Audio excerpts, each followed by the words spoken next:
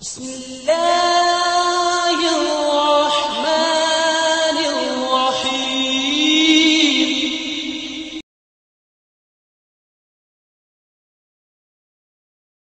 أن محمدًا عبده ورسوله يا أيها الذين آمنوا اتقوا الله حق تقاته ولا تموتن إلا وأنتم مسلمون يا أيها الذين آمنوا اتقوا الله وقولوا قولا سديدا يصلح لكم أعمالكم ويغفر لكم ذنوبكم ومن يطع الله ورسوله فقد فاز فوزا عظيما يا أيها الذين آمنوا اتقوا الله ولتنظر نفس ما قدمت لغد واتقوا الله أما بعد فإن خير الحديث كتاب الله وخير الهدي هدي محمد صلى الله عليه وسلم وشر الأمور محدثاتها وكل محدثة بدعة وكل بدعة ضلالة وكل ضلالة في النار அன்பிற்குரிய இஸ்லாமிய சகோதரர்களே சகோதரிகளே, நாங்கள் மறுமைக்கு தயார் செய்வதற்காக இந்த உலகத்தில் நாம் படைக்கப்பட்டிருக்கின்றோம். இந்த உலக வாழ்க்கை என்பதில் அல்லாஹ் எங்களுக்கு வாழ்க்கையை அமைத்து தந்தது எங்களை சோதிப்பதற்காக. அந்த சோதனையில் ஒன்றாகத்தான் எங்களுக்கு அழகான குழந்தைகளை, அறிவான குழந்தைகளை தருகின்றான். அவ்வாறே அல்லாஹு தஆலா எங்களுக்கு சொத்துகளையும் பதவிகளையும் தருகின்றான். இவைகளின் மூலமாக மறு உலக வாழ்க்கையில் நாங்கள் வெற்றி பெறுவதற்காக அவைகளை பயன்படுத்துகின்றோமா இல்லையா பரீட்சிக்கின்றான். இன்னமா அம்வாலுக்கும் வ அவுலாதுக்கும் ஃபித்னா, அல்லாஹு தஆலா அவனுடைய திருமறையிலே கூறுகிறான், உங்களுடைய சொத்துகளும் உங்களுடைய குழந்தைகளும் சோதனை என்று கூறுகிறான். ஃபித்னா என்ற வார்த்தைக்கு ஒரு விளக்கம் கொடுப்பார்கள். ஃபித்னா என்றால் பரீட்சித்து பார்த்தல். தங்கத்தை எடுத்து அதை நெருப்பிலே போட்டு அதிலே கலக்கப்பட்டிருக்கக்கூடிய செம்பை பிரித்து எடுப்பார்களே, அதற்கும் ஃபித்னா என்று கூறுவது. அவ்வாறு அல்லாஹு தஆலா இந்த உலக வாழ்க்கையில் எங்களை பரீட்சிப்பதற்காகத்தான் உங்களுக்கு தரப்பட்டிருக்கிற குழந்தை செல்வமும் பணச்செல்வமும் உங்களை சுற்றியுள்ள அனைத்தும். இவைகள் மூலமாக நீங்கள் சுவனலோகத்தை, உயர் பதவியை அடைவதற்கு உங்களுடைய இந்த சந்தர்ப்பத்தை நீங்கள் பயன்படுத்திக் கொள்ள வேண்டும். அதைத்தான் அல்லாஹ் சொன்னான், ஹலக்கல் மௌத வல் ஹயாத், மரணத்தை அவன் படைத்தான், வாழ்க்கையையும் படைத்தான். மரணத்தை முந்தியே கூறுகிறான்.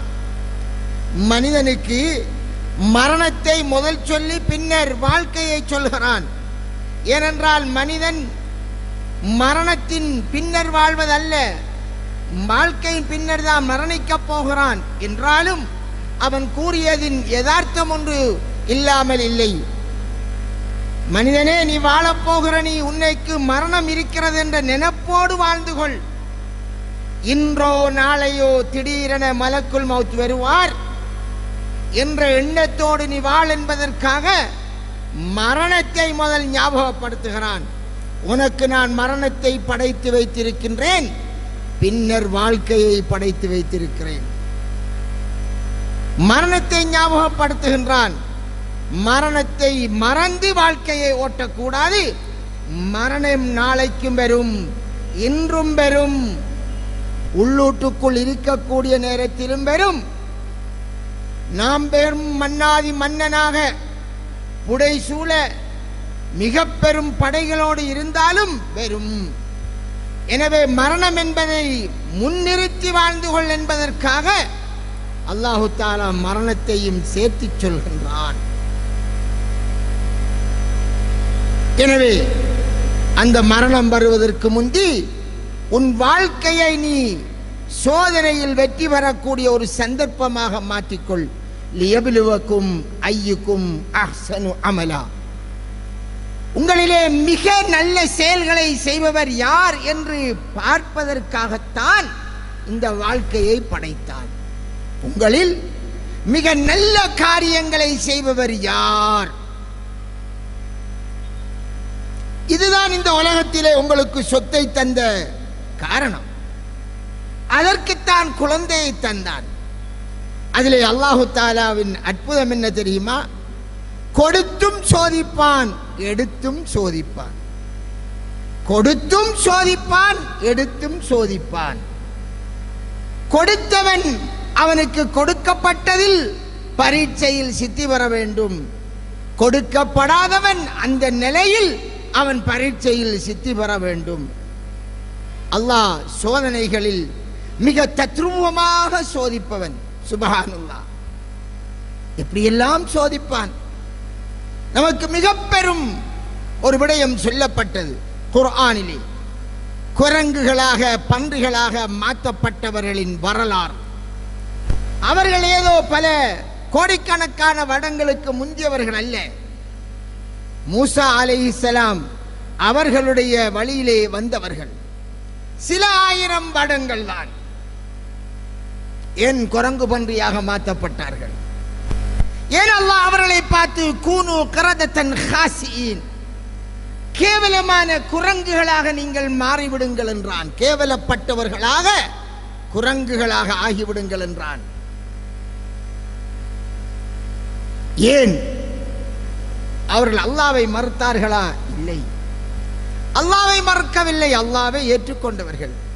நபியை மறுத்தார்களா? இல்லை, அதுவும் இல்லை. மறுமை இல்லை என்று சொன்னார்களா? இல்லை, அவர்கள் அல்லாஹ்வை ஏற்றுக்கொண்டவர்கள். அவர்களுக்கு அல்லாஹு தஆலா சனிக்கிழமை நாளையில் அவர்கள் ஒன்று சேர்ந்து அவர்கள் அல்லாஹ்வுடைய அந்த வணக்க வழிபாடுகளிலே ஈடுபடுவதை அல்லாஹ் அவர்களுக்கு கடமையாக்கினார். கடமையாக்கிவிட்டு அவர்களை அல்லாஹ் சோதிக்கின்றான். சோதிப்பவர்களில் மிகவும் அற்புதமான சோதனைக்காரன். கொடுத்து விட்டு சோதிப்பார். என்ன சோதனை? அந்த சனிக்கிழமை நாளையில் அவர்கள் கடலோரத்தில் இருந்தவர்கள் என்பதால், மீன்பிடி தொழிலை தொழிலாக கொண்டவர்கள் என்பதால், அந்த நாளையில் தான் மீன்கள் அவர்களுக்கு அதிகமாக மேலோங்கி வரும். குர்ஆனிலே அல்லாஹ் சொல்கிறார், அந்த சனி நாளையில் தான் மீன்களையும் அல்லாஹு தஆலா அதிகமாக அந்த கடலோர மக்களுக்கு வெளிப்படுத்துவான். அடுத்த நாளைகளில் பெரிசாக மீன் வராது. அதையும் அல்லாஹ் திருமறையிலே கூறுகிறான். இப்போது மீனை பிடிப்பதா? அன்றுதான் நிறைய வருமானம் வருகின்றது. மீனை பிடிக்க போவதா அல்லது அல்லாஹ்வினுடைய கட்டளைக்கு போவதா? அல்லாஹ் எப்படி சோதிப்பார்? அவர்கள் என்ன செய்தார்கள்? அவர்கள் மீன் பிடிப்பதற்கு முக்கியத்துவம் கொடுத்தார்கள். அல்லாஹ்வுடைய அந்த கட்டளையை புறக்கணித்தார்கள். அப்போது ஒரு சமுதாயம் சொன்னார்கள், அதையும் அல்லாஹ் சொல்கிறான், நீங்கள் இந்த வேலை செய்யாதீர்கள், அல்லாஹ்வுடைய கோபத்துக்குரியவர்களாக ஆகிவிடுவீர்கள், அல்லாஹ்வுடைய தண்டனை இறங்கும் என்று சொன்னார்கள். அப்போது இன்னும் ஒரு சாரார் சொன்னார்கள், லிம தஅயிலூன கௌமன் அல்லாஹு முஹ்லிகுஹும், அல்லாஹ் அவர்களை அழித்து விடுவானே, அப்படியான ஒரு சமுதாயத்திற்கு நீங்கள் ஏன் புத்தி சொல்கிறீர்கள்? அழிவை தேடி போகிறார்கள். இவர்களுக்கு புத்தி சொல்லி பிரயோஜனப்படாது, விட்டுவிடுங்கள் என்றான். என்று ஒரு சாரார் 3 தரப்பாக பிரிந்தார்கள். எவர்கள் தந்திரோபயத்தை கையாண்டு உலமாக்கள் விளக்கம் எழுதக்கூடிய தஃசீர் அறிஞர்கள் சொல்கிறார்கள், நேரடியாக ஹதீஸில் அந்த வார்த்தை வரவில்லை. அவர்கள் கடமைக்கும் போக வேண்டும், அல்லாஹ்வுடைய கட்டளையை நிறைவேற்றவும் வேண்டும், மீனையும் எடுக்க வேண்டும். சனிக்கிழமை தான் கூடுதலாக மீனும் பெறும். அதனால் ஆசைப்பட்டு என்ன செய்தார்கள்? அந்த நாளையில் கரையோரத்திலே குழிகளை தோண்டி வைப்பார்களாம். அவருடைய கடமைகளை, அல்லாஹ்வுக்கு செலுத்த வேண்டிய கடமைகளை முடித்துவிட்டு வந்து எடுப்பார்களாம். என்று விளக்கம் கொடுக்கிற போது அறிஞர்கள் கொடுக்கிறார்கள். எப்படியோ அதுவோ அல்லது டிரெக்டாக அந்த நேரம் போனார்களோ அல்லாஹ் அவர்களுக்கு தண்டனையை கொடுத்தான், உலகத்திலேயே கொடுத்தான். குரங்குகளாக மாறிவிடுங்கள், பன்றிகளாக அல்லாஹ் மாற்றினான். பன்றி குரங்குகளாக ஜஅல மின்ஹும் கிரதத வ ஹனாஸீர், அவர்களிலே குரங்குகளையும் பன்றிகளையும் ஆக்கினார். அன்பிற்குரிய வியாபாரிகளே, எங்கு பார்த்தாலும் எல்லோரும் வியாபாரம் செய்கிறீர்கள். அல்லாஹு அக்பர், அல்லாஹு அக்பர், அல்லாஹ் மகா பெரியவன், அல்லாஹ் மகா பெரியவன். ஹய்யால் அஸ்ஸலாஹ், வெற்றி தொழுகைக்கு வாருங்கள். ஹய்யால் அல் ஃபலாஹ், வெற்றியின் பக்கம் வாருங்கள் என்று சொல்லப்படும். எங்களுடைய தௌஹீத் சகோதரர் உட்பட என்ன செய்கிறார்கள்? அப்பதான் கடையிலே இவ்வளவு நேரமும் காஞ்சி இருந்த கடையில் 4 கஸ்டமர் வந்து முன்னுக்கு நிற்பான். இவ்வளவு நேரமும் கடைக்கு ஆளை வராமல் ஆக்கினவன் யாரு? அல்லாஹ் மகா பெரியவன் என்று சொல்லப்பட்டதன் பின் கடைக்கு ஆளை வர வைத்தவன் யாரு? அது என்ன அல்லாஹ்வுடைய கவர்மெண்ட் இல்லாமல் நடக்கிறதா? உன்னை பரீட்சிப்பதற்காக அல்லாஹ் அவ்வாறாக்கினான். அது உனக்கு 10,000 ரூபாய் வியாபாரமாக இருக்கலாம், 1,00,000 இருக்கலாம். அதிலே ஆச்சரியம் என்ன தெரியுமா? சில சகோதரர்கள் அவர்கள் அல்லாஹ்வை பயந்தவர்கள் என்ன செய்வார்கள்? நான் பள்ளிக்கு போறேன் என்று சொல்லி போட்டு கடையை நீங்க பார்த்துக்கங்க அவங்கள பார்க்க வைப்பார். அவர் என்ன காபினா? உண்ட கடை உண்ட ஆதிக்கத்தில் இருக்கிறது. அந்த நேரம் அவர்கள் வியாபாரம் செய்தாலும் அந்த ஆதாயம் உனக்குத்தான் பெறப்போகிறது. அவர் ஜமாத்தை முடிச்சு போட்டு வருவாராம், பிறகு இவர் ஜமாத்துக்கு அனுப்புவாராம். ஜமாத்து தொழுகை பொஸ்ஸுக்கு கடமை, கோலையாவுக்கு கடமை இல்லையா? அல்லாஹ் மகா பெரியவன், அதைவிட ஒன்றும் பெரிசல்ல என்று அங்கே சொல்லப்படுகிறது. உன் கடை பெரிசல்ல, உன் வியாபாரம் பெரிசல்ல, உன் ஹோட்டல் பெரிசல்ல, உன்னுடைய ஆபீஸ் பெரிசல்ல, எதுவுமே பெரிசல்ல. அது ரொட்டி கடையாக இருந்தாலும் சரிதான், அல்லது ஹார்ட்வேரா இருந்தாலும் சரிதான். அனைத்து பொஸ்மார்களும் பக்கத்திலே பள்ளியின் பாங்கு ஓசை கேட்கிறது. பாங்கு ஓசை என்றால் என்ன? முஅத்தின் ஓசையா? முஅத்தின் என்பவர் யார்? அல்லாஹ்வினுடைய கட்டளையை உங்களுக்கு அறிவிப்பவர். அல்லாஹ் மகா பெரியவன். தொழுகைக்கு வா என்று மட்டும் சொல்லவில்லை, வெற்றி இங்கேதான் தங்கி இருக்கிறது, வா என்று சொல்கிறார். ஹய்யா அலல் ஃபலாஹ், ஹய்யா அலல் ஃபலாஹ், வெற்றியின் பக்கம் விரைந்து வா, விரைந்து வா. அல்லாஹ் மகா பெரியவன், அவனை தவிர வணக்கத்துக்குரிய வேறு யாரும் இல்லை. அதனால் கடையை மூடிவிட்டு வா என்று சொல்லவும் பொஸ்மார் போகிறார்கள், மற்றவர்கள் உட்காருகிறார்கள். ஒவ்வொரு முஸ்லிமும், பருவ வயது அடைந்த ஒவ்வொரு முஸ்லிமும் போயாகணும். நீங்கள் கடையிலே இருந்து வெளியிறங்குற போது உங்களுடைய கடையிலே பருவம் அடைந்த ஒரு முஸ்லிமை வைத்துவிட்டு நீங்கள் வியாபாரத்தை பாருங்கள் என்று சொல்லிவிட்டு வந்தால் உங்களுக்குத்தான் அல்லாஹ் சொல்கிறான், குரங்கு பண்டியாக மாற்றியதை உங்களுக்கு எச்சரிக்கையாக சொல்கிறான். உலகத்திலேயே அல்லாஹ் தண்டனையை கொடுத்தான் என்றால் எவ்வளவு பயங்கரமான காரியம்! அது காவிர்களுக்கல்ல, அல்லாஹ்வை ஏற்ற முஸ்லிம்கள், அந்த மூசா நபியினுடைய வழித்தோன்றல் அல்லது பனி இஸ்ரவேல்கள் என்று அவரை ஏற்றுக்கொண்டவர்களை வந்தவர்கள். அது எந்த நபியினுடைய காலம் என்பதில் அறிஞர்களுக்கிடையில் கருத்து வேறுபாடு இருக்கிறது. அன்பிற்குரிய சகோதரர்களே, பருவமடையாத பிள்ளை இருக்கிறதா உங்களுக்கு, கடையிலே வையுங்கள். இல்லையா, நீ பொஸ்ஸாக இருக்கிற போது உனது கண்ட்ரோலில் தான் இருக்கிறது. நீ அறிய உன் கண்ட்ரோலிலே உன் வீட்டிலே ஒரு பாவம் நடக்கிறதா, உன் மனைவி செய்கிறாளா, மனைவியினுடைய பிழைக்கும் நீ பதில் செல்ல வேண்டும் அல்லவா? எனவேதான் அன்பிற்குரிய சகோதரர்களே, இதை ஞாபகமூட்டிக் கொள்கிறேன். அக்கரப்பத்து பிரதேசத்தில் ரவுண்ட் போட்டுக்கு இங்கால் இருப்பவர்களில் பெரும்பான்மையானவர்கள் 100% முஸ்லிம் வியாபாரிகள். அது என்ன கடை என்றாலும் சரிதான், சாப்பாட்டு கடை என்றாலும் சரிதான், அல்லாஹு அக்பர் என்றால் மூடப்பட வேண்டும். அதற்கு என்ன செய்ய வேண்டுமோ அதை செய்து கொள்ளுங்கள். அல்லாஹ் மகா பெரியவன் என்று சொல்லப்பட்டதன் பின் என் கடைதான் பெரிது, என் வருமானம் தான் பெரிது என்று நீங்கள் குந்தி இருந்தால் சுனாமி மட்டும் வராது, மொத்தமாக ஊர் போகலாம், மொத்தமாக எரியலாம், தண்ணீரை இல்லாமலாக்கலாம். அவன் கேட்கின்றான் அல்லவா, அல்லாஹ் கேட்கிறான், அம் அமிந்தும் மன் பிஸ்ஸமா ஐ யஹ்ஸிப பிக்குமுல் அர்ள். வானத்தில் உள்ளவனை பற்றி அச்சம் இல்லாமல் இருக்கிறீர்களா? அவன் உங்களை பூமிக்குள்ள அப்படியே இழுத்தெடுத்துருவான். ஒவ்வொரு முஸ்லிம் வியாபாரியும் நம்ப வேண்டும், எனக்கு ரிஸ்க் தாரவன் அல்லாஹ்.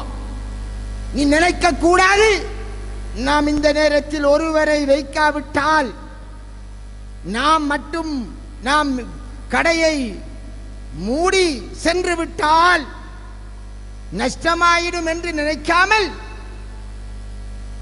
அல்லாஹ் ரிஸ்க் தாரவன் தருவான். உனக்கு ஒரு மணி எழுதப்பட்டிருந்தால் அந்த மணியை நீ அனுபவிக்காமல் மரணிக்க மாட்டாய். இதை நம்புறாய் அல்லவா முஸ்லிமே? அன்பிற்குரிய சகோதரர்களே, குர்ஆன் சுன்னாவை பின்பற்றக்கூடியவர்கள், அல்லாஹ்வுடைய மார்க்கத்தின்படி நடக்க வேண்டும், சொர்க்கத்தின்படி அந்த சொர்க்கத்தை அடைய வேண்டும் என்ற லட்சியம் கொண்டு குர்ஆன் சுன்னாவை மட்டும் பின்பற்றக்கூடிய முஸ்லிம்கள், அவர்களின் கடை அக்கரப்பத்து டவுனிலே வாங்க சொன்னதன் பின் திறந்திருக்க கூடாது. அது உள் பஜாரா இருந்தாலும் சரிதான், அங்கேயும் ஒரு பள்ளிவாசல் இருக்கிறது, லோஹர் தொழுகைக்கு அதிகமானவர்கள் உள்ளே இருப்பார்கள். மூடுங்கள், படைத்தவனை பயருங்கள், தந்தது அவன். ஆனால் தான் சொன்னான் பல வசனங்களில், அன்ஃபிகு மிம்மா ரஸக்னாக்கும், நீங்கள் செலவழியுங்கள் நல்ல வழியிலே, நாங்கள் உங்களுக்கு கொடுத்தவைகளில் இருந்து. எவ்வளவு அழகாக சொல்கிறான், நாங்கள் உங்களுக்கு தந்தவைகளில் இருந்து செலவழியுங்கள். என்ற கெட்டித்தனத்தால் தான், என்னுடைய வியாபார ரிக்ஸிகளால், தந்திரபாயத்தால் தான், என்னுடைய வியாபார டெக்னாலஜியால் தான் நாம கை வைத்தால் அப்படி வரும் என்று படைத்தவன் தந்ததை மறந்து நான் நான் நான் என்கிற அந்த மறைமுகமான நான் என்று தன்னை ரப்பை போன்று ரிஸ்க் எடுப்பவன் நான் தான், என்னால் தான் ரிஸ்க் வருகிறது என்ற நினைப்போடு நீ நடந்தால் உனக்கும் பூமிக்குள்ளே இழுக்கப்பட்டானே காரூன், அவனுக்கும் வித்தியாசம் கிடையாது. மூசா அலைஹிஸ்ஸலாம் பலதரம் சொன்னார், அல்லாஹ்வை பயந்து கொள். அவன் சொன்னான், இன்னமா ஊதீதுஹு பிஇல்மின், என்னது கட்டித்தனம், என்னுடைய அறிவினால் தான் எனக்கு இவ்வளவு செல்வம். மக்கள் பார்த்து ஆச்சரியப்படுவார்கள். ஏன்? அவனுடைய சொத்து எவ்வளவு என்று அல்லாஹ் சொல்லவில்லை, மாறாக எதை சொன்னான்? சுப்ஹானல்லாஹ், அவனுடைய சொத்துகள் வைக்கப்பட்ட ஹசானாக்கள், பொக்கிஷங்கள், அலுமாரிகளின் பூட்டுகளை திறக்கக்கூடிய சாவிகளை தூக்கிக்கு போறதற்கு ஒரு பெரிய கூட்டம் வேணும், அவ்வளவுக்கு சாவிகள் இருந்தது. சஹாபாக்களுக்கு புரிகிற பாசியிலே சொன்னான், அந்த அளவுக்கு சொத்துகள் என்னுடைய அறிவினால் என்றான். மூசா நபி அலைஹிஸ்ஸலாத்துடைய காலத்திலே வாழ்ந்தவன். அந்த காலம் என்ன சாதாரண காலமா? அன்று கட்டியதான் இந்த பிரமிட்டுகள். ஃபிரௌன் எவ்வளவு சயின்ஸ், எத்தனை இன்ஜினியர்மார் இருந்திருப்பார்கள். ஒரு பிரமிட்டை வெறும் கை டெக்னாலஜிகளால், இப்போதுள்ள மெஷினரிகள் இல்லாமல் இந்த காலத்து விஞ்ஞானிகள் யோசிச்சு கட்டேலுமா? எப்படி கட்டப்பட்டது? ஆச்சரியப்படுகிறார்கள் என்றால் எந்த அளவுக்கு அன்று அறிவிலே புத்தி கூர்மையான விஞ்ஞானிகள் இருந்திருப்பார்கள், பெரும் பெரும் இன்ஜினியர் மேதாவிகள் இருந்திருப்பார்கள். ஏதோ பழங்காலம் என்றால் எல்லோரும் காட்டுமிராண்டிகள் அல்ல, மிக பெரும் சயின்ஸ் இருந்தது. 5000 வருடத்துக்கு முந்தைய டெட் பாடி இன்று அழகாக இருக்கிறது. அந்த அளவுக்கு அவர்கள் கெமிக்கல் யூஸ் பண்ணியிருக்கிறார்கள். துறைகள் அவர்கள் முன்னேறி இருந்தார்கள். அந்த காலத்து மிஷனரிகள் எப்படி நமக்கு தெரியாது, ஆனால் அவைகளினால் உருவாக்கப்பட்ட அடையாளம் சொல்லிக் கொண்டிருக்கிறது. அந்த அடிப்படையில் தான் காரூன் அவன் மிக பெரும் அறிவாளியாக இருந்தான்.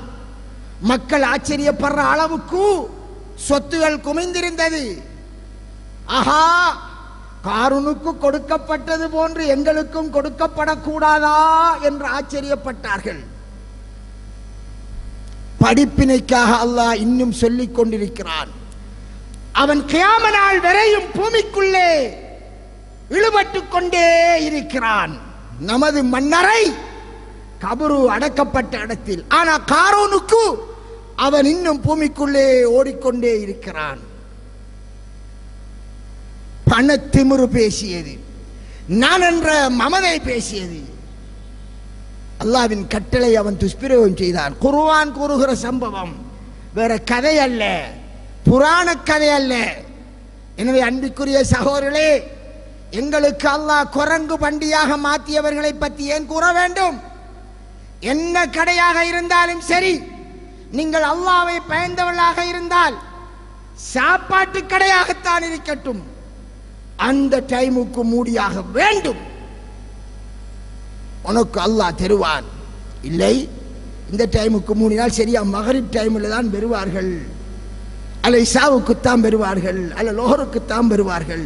இன்னரம் மூடினால் என்ன நடக்கும்? நமக்கு இரணம் பெறாமல் பேய்த்திருமே என்றால் இரணத்தின் பொறுப்பை நீ எடுக்கிறாய், நீ அங்கே ரப்பாக மாறிவிடுகிறாய். வமா மின் தாப்பத்தின் ஃபில் அர்த் இல்லா அலல்லாஹி ரிஸ்குஹா. பூமியில் உள்ள எந்த ஒரு ஊர்வனமாக இருந்தாலும் அனைத்தினுடைய ரிஸ்கும் அல்லாஹ்வுடைய கையிலே தான் இருக்கிறது. ஆனால் அல்லாஹ் தருவான். அல்லாஹ்வை பயந்து கொள்ளுங்கள், அல்லாஹ்வை பயந்து கொள்ளுங்கள். சற்று கற்பனை பண்ணி பார், அந்த சமுதாயத்தை குரங்கு பண்டி மாதிரி மாத்தின மாதிரி தொடர்ச்சியாக இப்படி மாற்றப்படுவது இருக்கும் என்று இருந்தால் உனது நிலை என்ன? சற்று சிந்தித்து பார். எனவே சகோதரர்களை, தயவு செய்து நீங்கள் உங்களால், உங்களுடைய கடையிலே வேலை செய்கிறவன், நீங்கள் அந்த கடையை திறந்து வைத்திருப்பதால் அவனுக்கு ஜமாத்து மிஸ் ஆகிறது என்றிருந்தால் அவன் ஜமாத்து மிஸ் ஆன பாவத்தையும் நீங்கள் சுமக்க வேண்டி வரும். மறுமை நாளையில் 2 பேரும் அதற்கு பதில் சொல்ல வேண்டி ஏற்படும். அது மிக பெரும் குற்றமாக ஆகிவிடும். அதனால் இது போன்ற காரியத்தில் தயவு செய்து ஈடுபடாதீர்கள். அல்லாஹ்வை பயந்து கொள்ளுங்கள். பள்ளிவாசல் பக்கத்தில் இருக்கிறது, உங்களுக்கு சத்தம் கேட்கிறது, போக முடியுமா இருக்கிறது என்றால் போங்கள் என்பதை இந்த வசனங்களை சொல்லி உங்களுக்கு சொல்கிறேன். அல்லாஹ் புகழ்ந்து சொல்கிறான் அல் குர்ஆனிலே ஒரு சமுதாயத்தை. ரிஜாலுன், சில மனிதர்கள் புகழ்ந்து சொல்கிறான். லா துல்ஹீஹிம் திஜாரத்துன் வலா பைஉன் அன் திக்ரில்லாஹ். தொழுகைக்கு இறங்கிய வசனம். தொழுகையை நிலைநாட்டுவதை விட்டும், அல்லாஹ்வை உரிய நேரத்தில் ஞாபகப்படுத்துவதை விட்டும் அந்த மனிதர்களை வியாபாரமோ கொடுக்கல் வாங்கலோ அவர்களை திசை திருப்பாது. அப்படியான மனிதர்கள் தான் சொர்க்கத்துக்குரியவர்கள், அல்லாஹ்வுடைய உகப்புக்குரியவர்கள் என்பதை சுட்டிக்காட்டுகின்றான். வியாபாரமோ கொடுக்கல் வாங்கலோ உரிய நேரத்தில் அல்லாஹ்வை ஞாபகப்படுத்துவதை விட்டும் திசை திருப்பாது. எவ்வளவு அழகாக சொல்லியிருக்கிறான். நீ கோபிசத்தில் நிற்கலாம் மோடாவியாக இருந்து, அல்லது கிரஜிலே நிற்கலாம், சொல்ல தேவையில்லை, எல்லா வகையான தொழிலாளர்களுக்கும் பொருந்தும். உங்களுடைய ஜமாத் தொழுகை அது உங்களுக்கும் வாஜிப், உங்களுக்கு கீழ் உள்ளவர்களுக்கும் வாஜிப். அல்லாஹ்வை பயந்து கொள்ளும்.